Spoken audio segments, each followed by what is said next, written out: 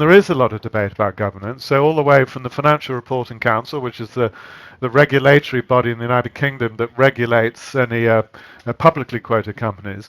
And the debate goes along several dimensions, one of which is that, well, if you want, through a regulatory standpoint, to improve governance, you can only go so far with that because, of course, you typically think about rules. Now, as we probably all know ourselves, but again, there's a lot of evidence and behavioral science research on this, you can't just change behavior by writing more and more rules. In the end, what you've got to understand is things like corporate culture and behaviors.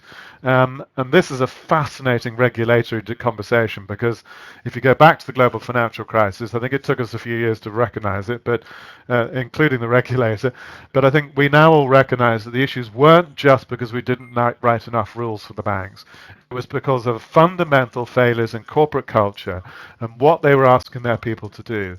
So here's a really interesting part of the governance debate. How do you get, at the highest levels of organizations, better insight, more focus, and more understanding on the behaviors of organizations, their corporate cultures, and not just the classic things that we measure?